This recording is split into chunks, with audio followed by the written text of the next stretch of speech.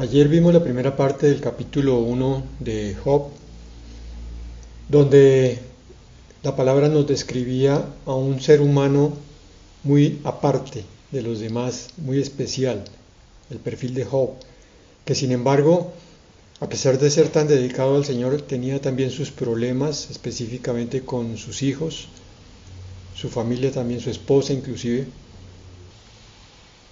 Concluimos ayer con que la vida de Job y de toda su familia estaba manejada por unos hilos invisibles que vienen del cielo, los planes de Dios y los antiplanes de Satanás que el Señor utiliza para su bendición para nosotros.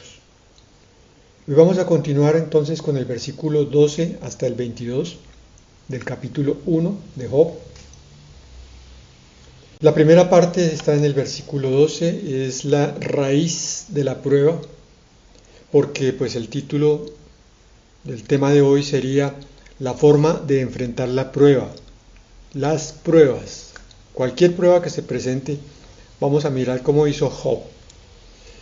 Versículo 12 dice, muy bien, puedes probarlo, dijo el Señor a Satanás, haz lo que quieras con todo lo que posee, pero no le hagas ningún daño físico. Entonces Satanás salió de la presencia del Señor.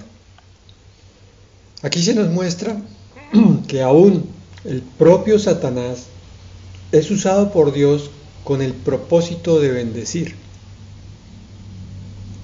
El Señor deja que Satanás desarrolle su discurso, pero él ya tiene un plan con respecto a la vida de Job, que no se va a ver al principio de este libro, sino al final. En los últimos 3 capítulos se desenrolla toda la trama y sabemos allí qué era lo que Dios quería hacer en el corazón de Job. Y para eso entonces utiliza el mal y a su vocero, Satanás, el vocero del mal. Como nuestros planes no son los planes de Dios, entonces muchas veces no entendemos qué es lo que está pasando. Como miramos las cosas por la apariencia, entonces vemos un problema frente a nosotros, inmediatamente caemos en un pseudo pánico, empezamos a pensar lo peor y hasta cierto punto que Dios nos abandonó o que no nos está oyendo en la oración y que algo crítico y grave está ocurriendo en nuestra vida. Estamos siendo cruelmente amenazados, pero ese no es el plan de Dios nunca.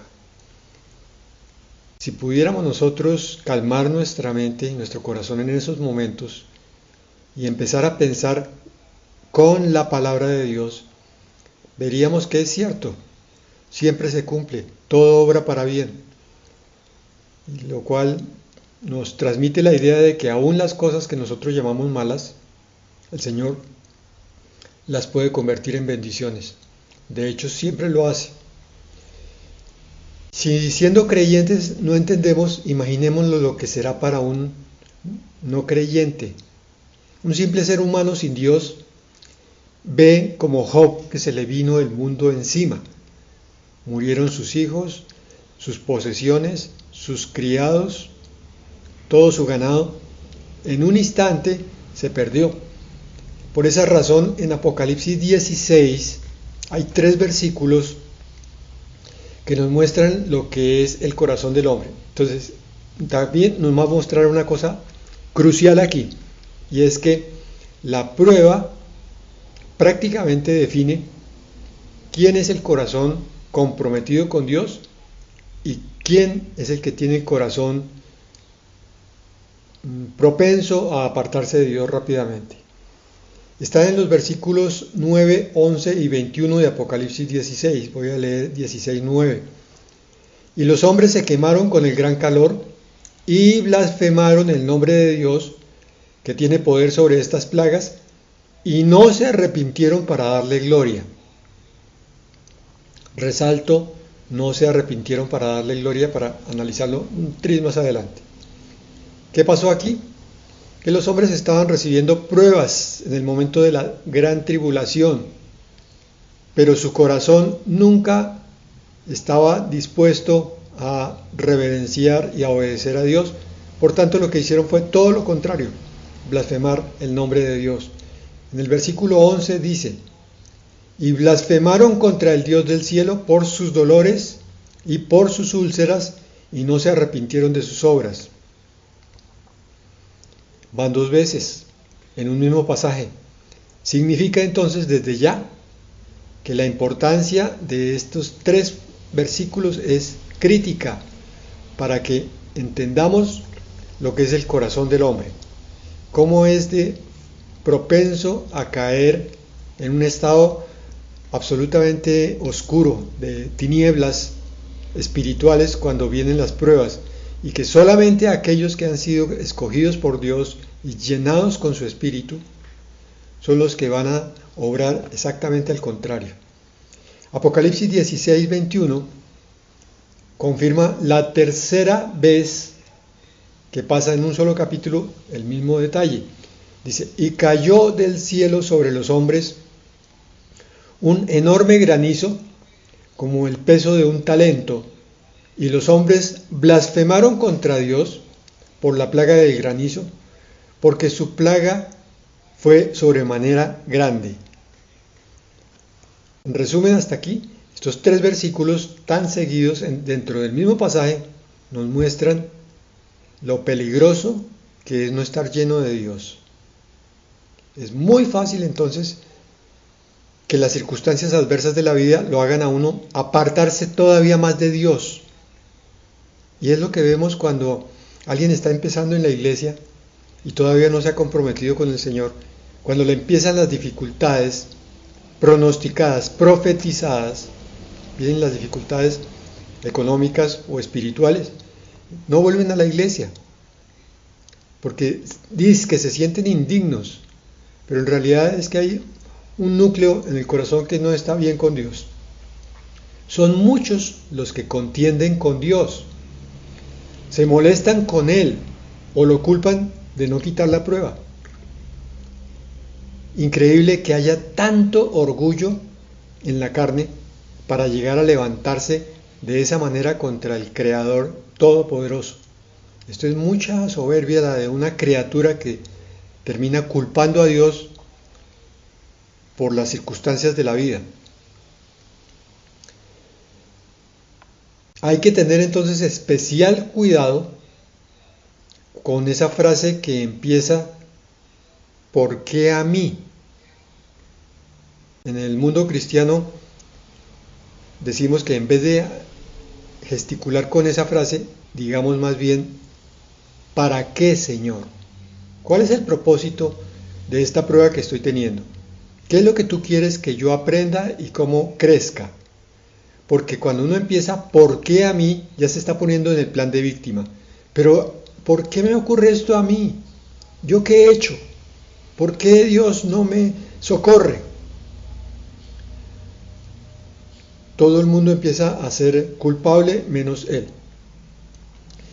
Pues de hecho la situación de contender con Dios es tan crítica que hay que examinarlo continuamente en nuestra vida de cada día.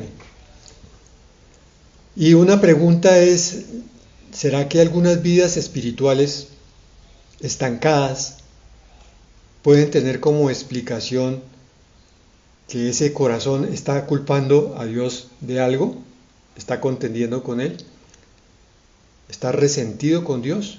Y por eso quizás se congregue, quizás abra la palabra, pero no hay espíritu en él, no hay vida espiritual. Es una vida religiosa. Y viene la exhortación y no hay mejoría. Este síndrome de pelea con Dios o de contienda con Dios es más frecuente de lo que uno se imagina. De hecho, yo me atrevo a decir algo aquí. No hay vida cristiana que en algún momento no se haya levantado a contender con Dios. Todos somos culpables de ese pecado. En algún momento, al principio, casi siempre, de alguna manera hemos estado molestos u ofendidos porque Dios no hizo las cosas como queríamos. Y aún entre creyentes comprometidos, Y este es un error que se comete con alguna frecuencia y que es muy peligroso a esas alturas. Pero el secreto para que no caigamos en ese pozo está en el versículo que leímos de Apocalipsis 16:9, la palabra que yo resalté. Dice, vuelvo a leerlo todo. Los hombres se quemaron con el gran calor y blasfemaron el nombre de Dios que tiene poder sobre estas plagas, y no se arrepintieron para darle gloria. Esa parte final es crucial. El secreto está, primero, en arrepentirse. Señor, perdóname, estoy ofendido por las cosas que me están pasando y estoy empezando a culparte. Me arrepiento, Señor. ¿Quién soy yo para levantarme contra ti? Arrepentimiento y después darle gloria. Es decir, aprender a verlo como el dueño de cada cosa, de cada circunstancia, y alabarlo porque se está manifestando en las personas y en las circunstancias alrededor mío. Vamos a ver que esa fue la respuesta de Job a la prueba. Más adelante nos lo va a decir. Bueno, vamos a comenzar entonces con la descripción de la prueba de Job. Comienza el agobio. Versículo 13. Vamos a leer hasta el 19. Un día, cuando los hijos y las hijas de Job celebraban en casa del hermano mayor, llegó un mensajero a casa de Job con las siguientes noticias. Sus bueyes estaban arando y los burros comiendo a su lado, cuando los sabeos nos asaltaron, robaron todos los animales y mataron a los trabajadores, y yo soy el único que escapó para contárselo. Los que estuvieron ayer recuerdan que los rebaños que tenía Job eran abundantes, eran 500 o más, y para cuidar semejantes rebaños pues tenía también una buena cantidad de trabajadores. A todos sus trabajadores también los mataron. Pues para un potentado, una persona que es rica, que le vengan a decir que todo su ganado desapareció de un momento a otro, además de sus empleados, esto ya suena a tragedia fuerte, pero la historia continúa. Mientras este mensajero todavía hablaba, llegó otro con esta noticia. Cayó del cielo fuego de Dios y calcinó a las ovejas y a todos los pastores. Yo soy el único que escapó para contárselo. Quedaba una parte del rebaño de Job. También esta, en un instante, desapareció, junto con los otros trabajadores, los pastores. Se duplicó la cuota de tragedia. Pero todavía falta. Versículo 17. Mientras este mensajero todavía hablaba, llegamos entonces al tercero. Llegó un tercero con esta noticia. 3 bandas de saqueadores caldeos robaron sus camellos y mataron a los sirvientes. Yo soy el único que escapó para contárselo. Se nos habían olvidado los camellos y sus cuidadores. También estos fueron víctimas del plan satánico. ¿Recuerdan ustedes a Satanás allá en la corte celestial presentándose delante de Dios? Y Dios le dice, no toques su vida, pero lo demás, sus posesiones, te las entrego. ¿Qué está haciendo aquí Satanás? Acabando con todas y cada una de las posesiones que tenía Job. Aún no había terminado de hablar el tercer mensajero cuando llegó otro, el cuarto, con esta noticia.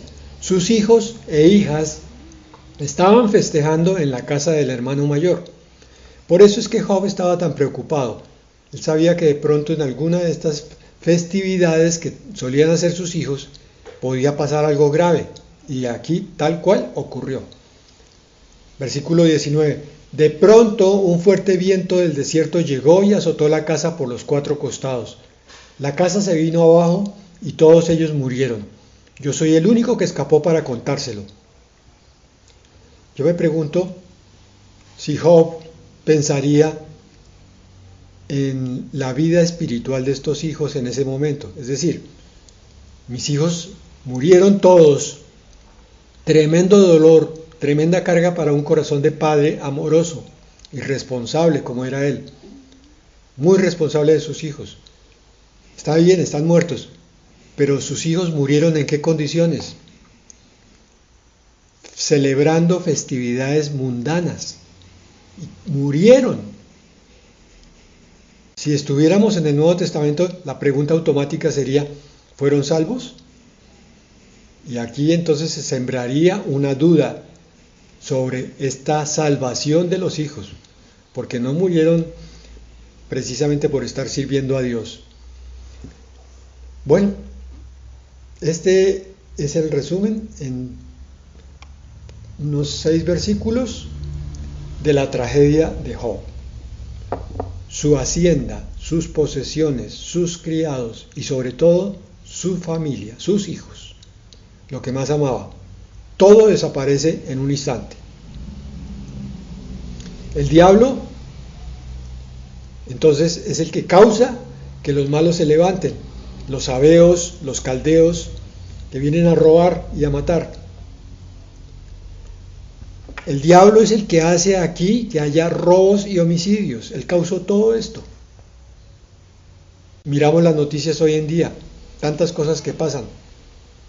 Tantos hombres que están asesinando a sus parejas. Yo me pregunto, después de que han hecho semejante acto, ¿qué pensarán? Creo que muchos de ellos van a decir, pero ¿en qué momento yo perdí el control de mí mismo y terminé asesinando? Es que lo que no está lleno de Dios va a estar lleno del diablo en cualquier momento. Que haya, aparte de robos y homicidios, catástrofes, accidentes y muertes. Un viento que aparentemente no tiene por qué ser tan mortal, en este caso destruye una casa y mata a 10 personas. Y casi todo al mismo tiempo, para Job, sus animales, sus empleados, sus hijos. Todo de un solo golpe. Pongámonos en las sandalias de Job. ¿Seríamos capaces de resistir semejantes noticias que llegan en menos de 10 minutos? Una detrás de otra. Si a veces tenemos un problema y viene alguien y nos dice tal cosa y uno de una vez no me diga más, no me diga que ya tengo un problema que está ocupando mi cabeza en este momento. Yo no soporto 2 problemas. Aquí ¿cuántos tuvo Job? Muchos soportan un golpe, menos soportan varios golpes seguidos, pero pocos soportan que el mundo se les venga encima, agobiándolos. Y el agobio, no se les olvide, aunque no es una palabra bíblica, es la sumatoria de la obra de Satanás en muchas ocasiones como esta. Ataca por un lado, por el otro y por el otro, con el objeto de que la persona esté saturada de quejas y pueda caer entonces fácilmente en pecado. Ese es el propósito. Job quedó devastado. Sin embargo, miremos lo que hace. Tiene una actitud absolutamente inesperada, la actitud santa. Versículo 20. Job se levantó y rasgó su vestido en señal de dolor. Después se rasuró la cabeza y se postró en el suelo para adorar. Y dijo: desnudo salí del vientre de mi madre, y desnudo estaré cuando me vaya. El Señor me dio lo que tenía, y el Señor me lo ha quitado. Alabado sea el nombre del Señor. A pesar de todo, Job no pecó, porque no culpó a Dios. Entonces, analicemos la actitud de Job. ¿Qué hace Job? Dice en el versículo 20, en señal de dolor. Pues claro, Job tenía corazón, la sensibilidad que Dios había puesto en él como ser humano. Entonces, en el dolor, ¿qué hace? Lo siente, pero no lo niega. Quiero decir que seguramente las noticias fueron impactantes para Job, pero el versículo nos dice que se levantó y rasgó su vestido en señal de dolor. pero que después se rasura la cabeza y se postra en el suelo para adorar. Es decir, no, como decimos por allí, se relamió en el dolor masoquista, que es una de las tentaciones grandes que coloca el diablo en aquella persona que está siendo agobiada por uno o más dolores. Ay, sí, mire usted cómo sufre, pobrecito, su Dios no le sirve, su Dios no lo oye, es que usted es una pobre víctima, usted es el ser más atacado del universo. ¿Estoy exagerando? No, creo que todos hemos sentido eso. Cuando pensamos que nuestro problema es gigantesco, inmenso y que nadie más lo entiende, nadie más lo está sintiendo. Estamos a un paso de volvernos masoquistas, de coger el dolor y empezar a untárnoslo en la vida, en el espíritu, por todos lados. Como digo yo, hacerse el harakiri, la costumbre japonesa, que más bien el verdadero nombre es seppuku. Ellos, cuando se sentían ofendidos en su honor, tomaban una espada corta, un puñal, y se lo clavaban en el abdomen, buscando la arteria aorta, de tal manera que una sola cuchillada no era suficiente, sino que empezaban a revolver ese cuchillo allá adentro. Esto es increíblemente sangriento, pero hay que decirlo porque es que es lo que hacemos con nuestro dolor muchas veces. En vez de superarlo, en vez de ser maduro, tomamos el dolor y lo refregamos por todos lados y se lo mostramos a todo el mundo. Miren cómo estoy sufriendo, ténganme un poquito de compasión, de piedad, lloren conmigo, díganme pobrecito. No, hermano, no. Eso para un adolescente o un niño, pero para una persona madura no está bien. Y mucho menos hablando a nivel espiritual. La madurez espiritual debe procurarnos una actitud tal como la de Job. Se levantó, rasgó su vestido en señal de dolor y ahí paró todo. En cuanto a manifestaciones de dolor, se rasura la cabeza, pero se postra en el suelo para adorar. Inmediatamente cambia de la actitud de dolor hacia otra mucho más excelente. No permite la amargura en su vida. La amargura es ese dolor que se va convirtiendo en queja. Queja de los otros, queja de Dios, queja de la vida, porque ¿cómo sufro yo? Entonces, ¿qué hace? Se postró en el suelo para adorar, ya nos ha dicho la palabra esto. O sea, se humilla a sí mismo, postrándose delante del Altísimo, y con esa actitud está diciendo que está aceptando la voluntad de Dios. Está aceptando las pérdidas que acaba de tener a nivel material y afectivo. Señor, tú eres el dueño y Señor de mi vida. Te adoro a ti. Te estoy reconociendo como el único que maneja los hilos de la vida. Y no solo eso, sino que empieza a decir, el Señor me dio lo que tenía y el Señor me lo ha quitado. Aquí se está reconociendo como criatura. Cuando uno dice yo soy criatura, es que también reconoce que hay un creador. Y que del creador es de donde provienen todas las cosas. Porque el gran problema del dolor es que produce una tentación muy fuerte del corazón para sentarse en un trono como si fuera Dios, a juzgar como Dios. No, con este dolor entonces yo tengo que hacer esto porque Dios no me está ayudando, yo tengo que solucionar la situación de esta otra manera. Reconocerse como criatura es la forma como el Señor viene a sanar ese dolor en forma efectiva. Dolor que no sana bien se convierte en un cuerpo o en un absceso, un cuerpo extraño o un absceso que va a molestar por el resto de la vida. Pero el dolor que es sanado espiritualmente bien es un dolor que va a convertirse en fuente de crecimiento. Entonces, no se olviden de esto.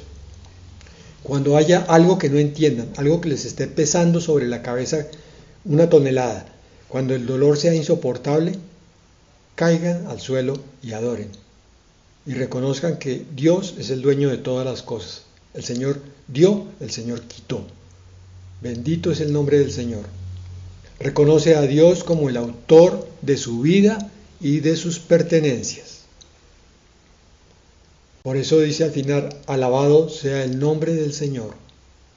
Sigue alabando, sigue diciendo con su boca quién es Dios, esa es la alabanza. Está hablando los atributos de Dios, bendito, santo, grande, poderoso. Está hablando con la boca la realidad del cielo y del mundo espiritual. Y cuando se habla la realidad, entonces se limpia la mente de cualquier mentira que el dolor pueda originar. Con la alabanza estoy bendiciendo mi vida, estoy limpiándola.